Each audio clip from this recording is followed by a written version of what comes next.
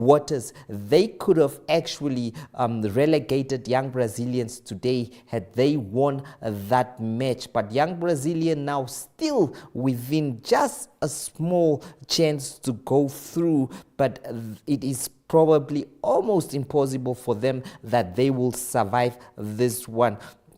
Shoke Chula Chula and Komas Nampo playing to a 1-1 draw. That means Komas Nampo also does not have any chance of going, that is to pipe African Stars at the post. So the only team currently that has a chance right now is definitely Young African to pipe African Stars at the post, but that's going to mean that African Stars will have to lose their next 2 games, while Young African will have to win their next 2 games. So definitely it is just going to be very hard for the team to come up and produce anything special. Probably African Stars traveling to play Mighty Gunners, they will have to celebrate in that one. Maybe the celebrations will be there tomorrow if African Stars win the league. Retaining the title for a 3rd consecutive time will be another historic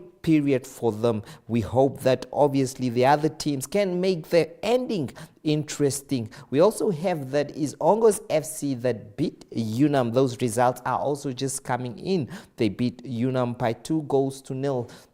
But of course, their chances of actually coming into the top positions to trouble African Stars are also not there. So it is all in the hands of African Stars tomorrow, whether they can actually defend their title there. So it is indeed some special stuff, of course, for Stars that have been going on the professional route and trying to make sure that they are able to maintain consistency in terms of winning the Premier League.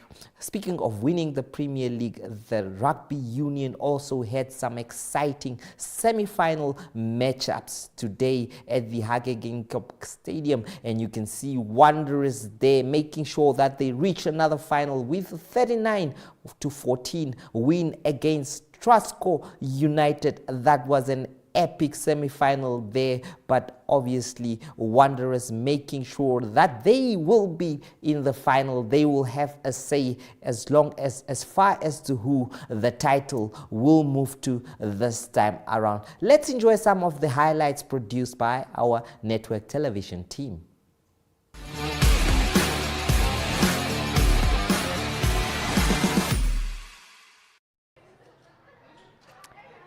Dit is die semifinaal van die 2025 NRI Premier Liga en dit is die verdedigende kampioen en onoorwonde span bo aan die puntelys FNB Wanderers wat teen Trustco United span nommer 4 in die liga te staan kom hierso by die Hage Geingob stadion.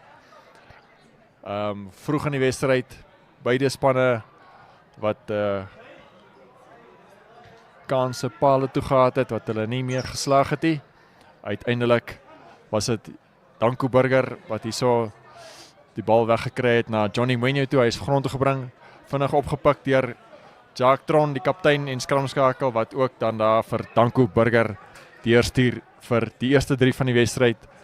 Goeie 3 geskep deur die belangrike spelers, die senior spelers in Wanderers se span.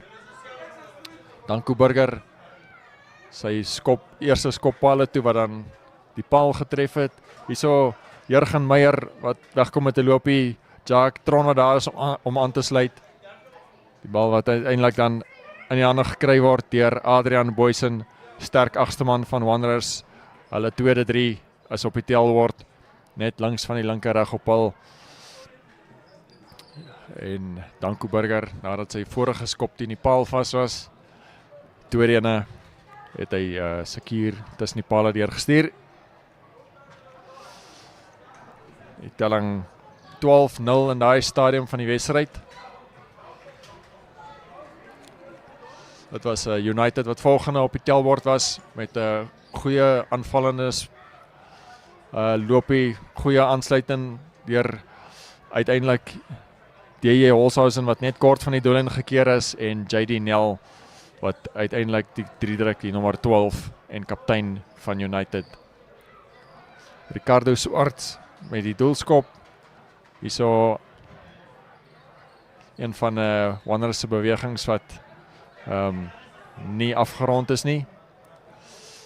Hierso Danko Burger na Owen Awanga na Johnny Mwenyo toe, wat die bal wegkry daar vir die linkervleuel. Jurgen Meyer wat wel uiteindelik oor die doellyn gedryf het en die 3 wat uiteindelik wel toegeken is deur skeieregter Ricardo Pinar. Danko Burger se doelskop van hy ene tussen die pale deur van die kantlyn af. Goeie skop gewees. Edward Drotsky hierso met die ingooi op Roan Ludik. Danko Burger, Raies Veres, 'n bietjie van 'n swak aangee daar deur Owen Awanga, wat ook sy man kan keer nie. En hierso weggekom deur DJ Holshausen en JD Nel vir United. Hulle daar die bal behou vir 'n klompie fases op die doellyn, totdat hulle uiteindelik hierso die stit Johan Brokman wat oor die doellyn val vir nog 'n 3 vir United. Hulle was in daai stadium bietjie reeds agter. Ja. Ricardo Swarts se doelskop was tussen die pale deur. 19-12 was die telling met rustyd, 7 punte verskil. Maar Wanderers wat in die tweede helfte ook goed gedoen het om hulle Johnny Mwenyo, hy was vol triks en vol planne, nie altyd vir hom lekker uitgewerk nie. Hierso Jandrey Estreisen, die nommer 14 wat daar wegkom vir United. Danko Burger, een van sy strafskoppe wat tussen die pale deur was, om die telling so 'n bietjie te rek buite die bereik van United. 'n Tikskoppie deur Jacques Tron na Joe Losper toe en net kort van die doellyn is hy gekeer. Jacques Tron met 'n lang aangee na die slot JP Campbell en hy glip daar tussen 1 of 2 verdedigers deur.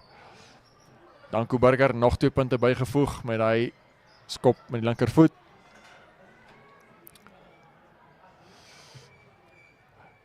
Vinnige rigtingverandering deur Jacques Tron, Edward Drotsky en hy stamp homself daar weg van DJ Holshausen en T.Hart Lindveld en Gerard Steenkamp wat ook die betyds kon keer nie. Dit was die laaste 3 vir Wanderers gewees. Danko Burger, goeie dag vir hom in die skopvoet pale toe. Goed ingestaan vir Denzo Brouwer wat beseer is. En die eindtelling wat ons miskien nie daar kan invoeg dan, die eindtelling 32 punte vir Wanderers, 14 39-14 die eindtelling dan daar vir Wanderers. Hulle is deur na die finaal toe, hulle sal dan in die finaal teen FNB Kudu speel aanstaande naweek.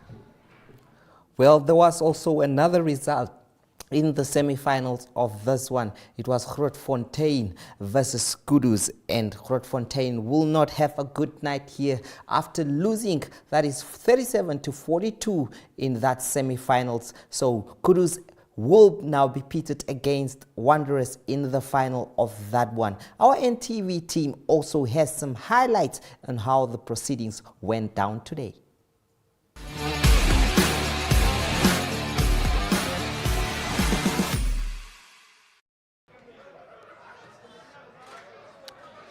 So welkom by hierdie semifinaal van die NRI Premierliga vir 2025.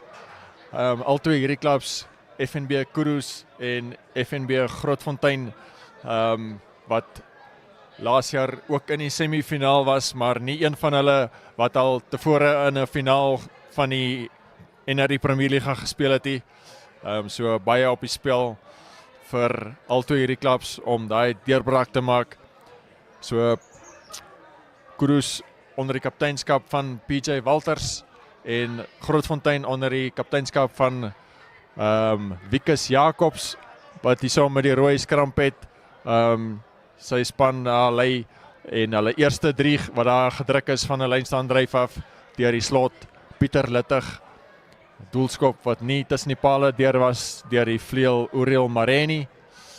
En hierso sien ons dan Kudu wat vroeg in die wedstryd ook met 'n lynstaandryf gevorder het en dan die 3 wat afgerond is deur hulle eerste 3 wat gedruk was.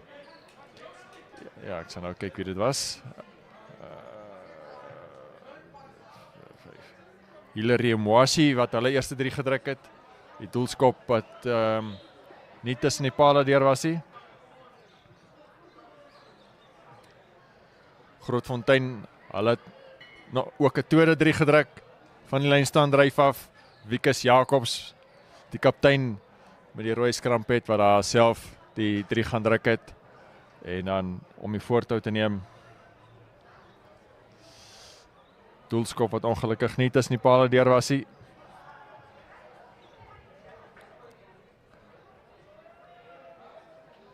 Hierso sien ons 'n goeie stukkie aanvallende spel aanvanklik hierso gewees deur Grootfontein, Louis Talaya, die vleuel wat daar so wegkom, ongelukkig verloor hy die bal vinnig opgeraap deur sy direkte opponent Irongwa Achivuri. Hy gee vir Aston Mukilongo wat die druk daartoe gepas het op Pieter Dan Kok.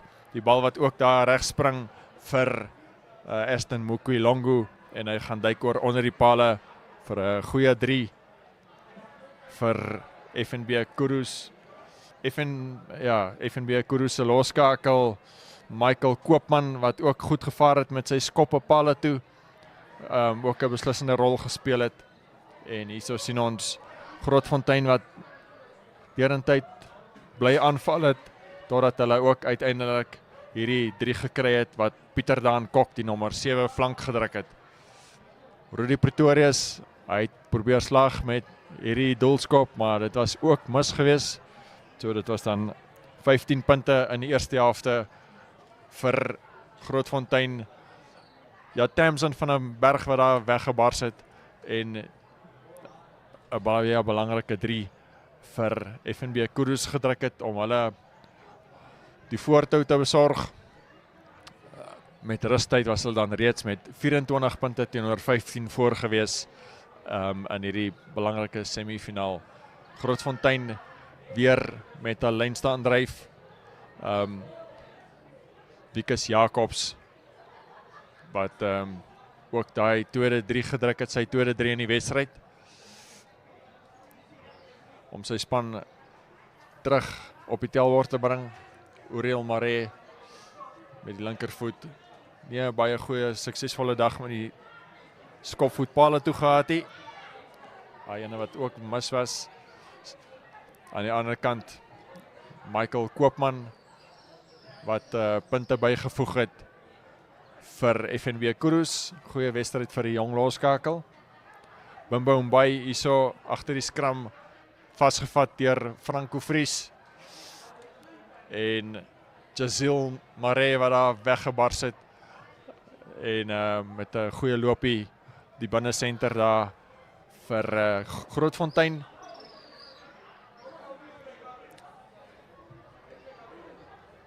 Een geel kaart wat hierso toegeken was aan Kenneth Seibeb, slot van FNB Kudu. En dit was ook 'n strafdrie wat toegeken was deur skeieregter Jorei Botha. Een van 2 strafdrieë in die wedstryd aan Grootfontein. Michael Koopman wat hierso hanteer het en 'n skoppie van homself gegee het. Johan Littig wat sy bene moes dra om uiteindelik daar die keerwerk te doen net betyds. Rayshon Shumbe wat daar vir Tamsin van 'n berg in besit gestel het. Lucio Isaacs wat hanteer het. Weer PJ Walters en Franco Vries uiteindelik die flank wat die 3 afgaan rond het vir Kudu. Hierso sien ons 'n loopie deur Rudy Pretorius, die loskakel van Grootfontein. Hy is gekeer naby aan die doellyn en uiteindelik is dit nog 'n strafdrie wat toegeken was deur skeieregter Jorei Botha aan Grootfontein. Michael Koopman goed gevaar met sy skop op palle toe. En hier so sien ons nog 'n 3 wat Carl William vrygang met 'n sterk loopie en Justin Newman met 'n vinnige breekslag en Aston Mukilongo, hy stuur hom daar weg vir sy tweede 3 van die wedstryd wat hy netjies gaan afrond. Netjies steek hy oor in die hoekie. Grootfontein se manne wat te laat is om hom te keer. Uit die hoek uit was dit ook Michael Koopman.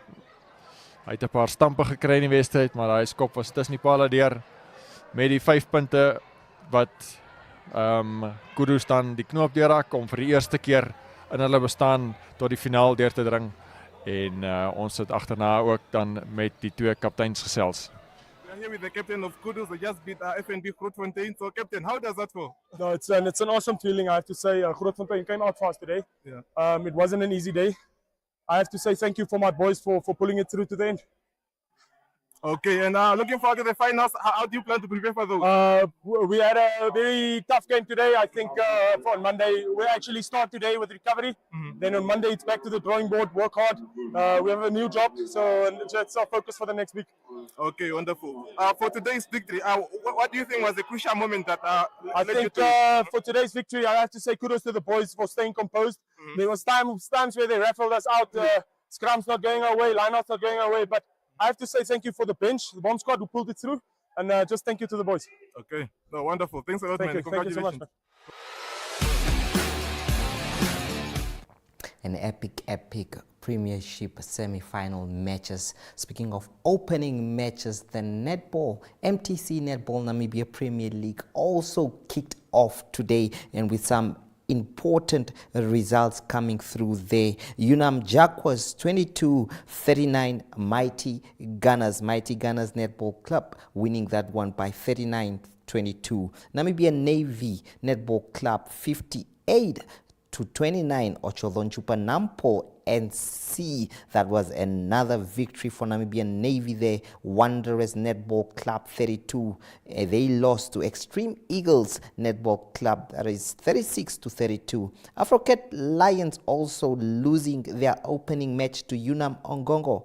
Ongongo 36-30. While the Namibia Correctional Service making sure that they remain dominant with a 70-15 win over Kukatops NC, while Tigers NC beat Eastern Chiefs 37-19 in those netball results. An opening weekend of intriguing netball which will continue for the next few months. And now our international Formula One expert Irene Marie van der Walt will have to give us the latest on the Formula One circles.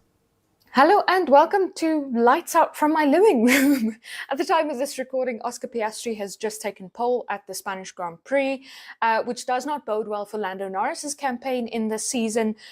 He is only a couple of points behind Piastri at this point in the driver's standings, but that could be cruising away from him by the end of the Grand Prix tomorrow. So the talk of this weekend is, yes, Oscar Piastri and Lando Norris and, that coveted top spot in the Drivers' Championship, but also front wings. The regulations are changing from this weekend, and the testing and allowable deflection of front wings are changing. Yes, we have already seen changes in rear wings so as to eliminate what was affectionately known as the mini DRS effect. This was in effect a little slit in the rear wing that basically allowed a permanent amount of DRS, drag reduction in some sense. So currently, or prior to this weekend, the requirements for front wing deflection were if a 100 kilogram load was placed on both sides of the front wing was allowed 20 millimeters of deflection. If 15 millimeters of deflection, my apologies. And if it was only on one side, that deflection was allowed to be 20 millimeters. From this weekend on, it is going down by 5 millimeters. So if there is load put on both sides, the front wing is allowed 15 millimeters of 10 millimeters of deflection, and if it is only on one side, it is allowed 15 millimeters of deflection. That's a lot of talk. Basically to say the FIA are looking to see stiffer front wings on the cars, specifically because what a more flexible front wing does is it allows the car to be a little bit more adaptable between high speed and low speed situations. So high speed situations, obviously like your straights, where, you know, the wing would be a little bit up and whatever, and you wouldn't have or need drag reduction that much. And then low speed situations like cornering, where you need a little bit more drag, your front wing then sort of adapts to do that, right? So the competitors who will be affected by this remain to be seen this weekend. I don't think any of the front runners that we've had thus far in the season will be affected by this, given our practice sessions and our qualifying session. Lewis Hamilton saying that he's quite unhappy with the Ferrari at the moment. Max Verstappen saying he hopes that this will be more like Imola and less like Monaco. So that remains to be seen. Quite a sunny track always at Catalonia, and it appears to be, you know, the forecast for this weekend is sunny, and for tomorrow is sunny in Spain. So we will have to see what these front wing changes do to our competitors. This has been a long time coming, so it's not like the FIA decided overnight, listen, we don't like a flexible front wing anymore. This directive was given late last year, or it could have been given late last year. It was not, because the FIA felt that it would cost the teams a lot of money to develop new front wings. They felt that the teams would be done or almost done with the development of their front wings at that point. And then to develop an entirely new front wing in time for the season would have been very resource intensive for the teams. And that's why the FIA didn't issue that directive last year, and instead have given the teams a little bit more forewarning. So definitely we're looking for ahead at a competitive race tomorrow. Spain, a favorite on a lot of people's calendars, definitely one of my favorites on the Formula One calendar.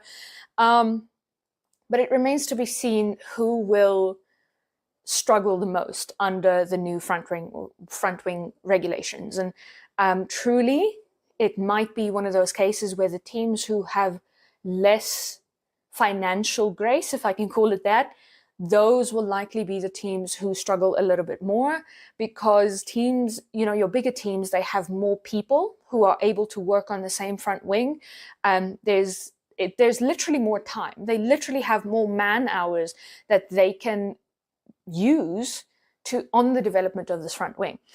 But the question remains, do too many cooks spoil the broth?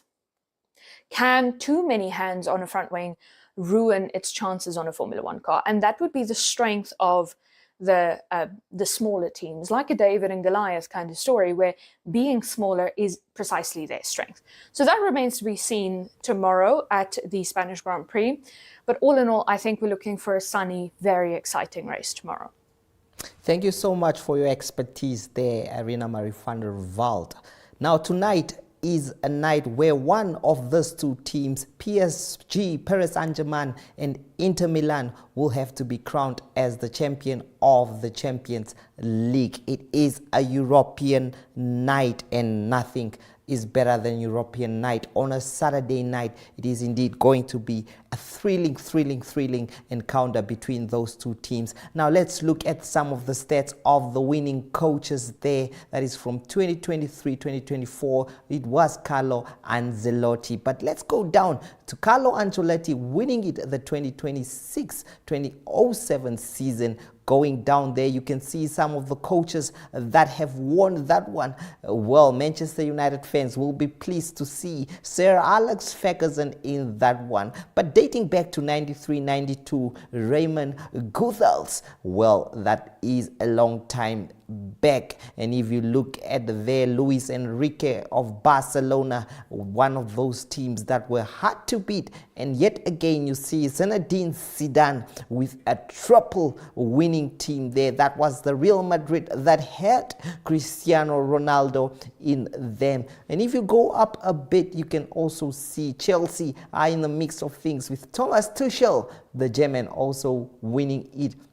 But Carlo Ancelotti's name appearing on several occasions there as the winning coach. However, his team was unable to get a result this time around when they were knocked out of the Champions League by Arsenal. Let's look at some of the teams there, the history as well. 1968 Manchester United, 1952, 1983, as you can see, those are some of the historic teams and the historic wins of the Champions League. Now we also have a result about Manchester United that played in Hong Kong there. It was indeed a friendly cup, but they came all the way and won Hong Kong. That is 3-1. It was indeed a big match in China. Now, before we conclude, we can look at the Dep Marine Premiership matches that are happening on Sunday. It is indeed, as we alluded to earlier on in the show, that African Stars will just need a win or even a draw will be enough to crown them as champions. Blue Boys will be against Julinho Athletics at the Mondesa Stadium, while Blue Waters play Cooker Tops at Walvis Bay Quisopmoon Stadium. Tigers FC battles Unam FC, while KK Palace, Nampo, Eshoke Chula Chula, Young Brazilians, and Mighty Gunners African Stars. That's the match everyone will be hoping to see. And then Okahanja United, Young African FC. Well, that should be it from the wrap-up show. From me, Jesse Jackson Kauraitha. Enjoy the rest of the evening.